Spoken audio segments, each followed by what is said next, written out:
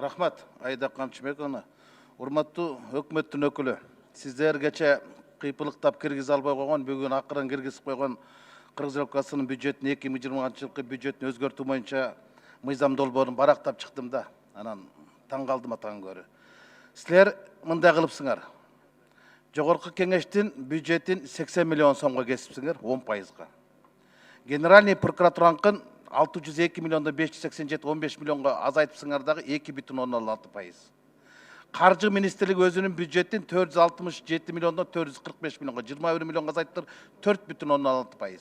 Өкмөт менен президенттин иш башкармалыгынын 2,5 миллионго 0,4%га кыскартыпсыңар да. 0,4%га кыскартсыңар. Анан эң кызыгы Маданият министрлигинин 8,4 миллион миллиард да, 8 миллиард 400 миллиондон 4,9 миллион алып салыпсыңар. 3,5 миллион калтырып. Спорттукун жарымысын алып салыпсыңар. Туризмдики тең жарым кыскартып салыпсыңар. А бизде Олимпиадага ким барат анда? Көчмөндөрдүн оюна ким даярданат? Азыркы күндө Абылгазиевке караганда Айсулуу Тыныбек кызын көбүрөөк тааныйт. Бороновго караганда Жоломан Шаршемековду көбүрөөк тааныйт да. Бул не деген саясат? Бул бюджетти өзгөртө турган саясат эмес, бул бюджетти өзгөртө турган саясат деп келипсиңер да. Ушундай дагы кыскартуу болот. Силер адамдардын санын эмес, акчалардын санын кыскартып атпайсыңар. Эшикте эл бюджетте 30 миллиард тартыштык боло турган болсо, выпадение бюджетте боло турган болсо 40 миллиард келе атат жардам дейт. 30 миллиардтын жапсаңар 10 миллиард ашып калат, аны акчаны кайка саласыңар деп эл суроо берип атат. Мен да ушул суроону бергим келет. Сырттан келген жардам менен түшкөн акчанын каражаты ашып түшүп атпайбы? Анан эмне үчүн мындай кыскартууга баратасыңар? Дегеле кечеги мен өкмөт башчынын ушул жердеги отчетун карап туруп таң калдым да.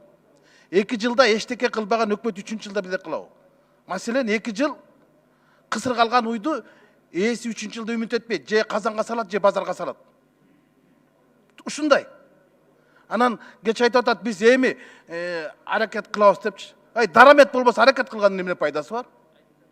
2 жылда бюджет аткарылган жок. 3-чү жылда бюджет 30 миллиард кем баратат. Ким билет ушул аткарарына? 28 миллиард выпадение. Азыркы өкмөттүн аракетине коомдук ишмер Урмат Барктабасов өзүнүн постуна жазыптыр. Мен азыркы өкмөттүн акыбалын жана айыкпас илдетке чалдыгып, больницадан чыгарып койгон адамдын акыбалына салыштырам депчи.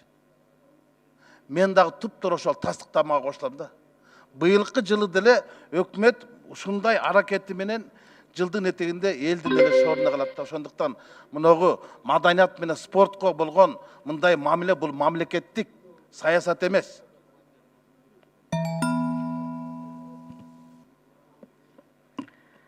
Сөз Чойбеков Руслан Нуркалиевич.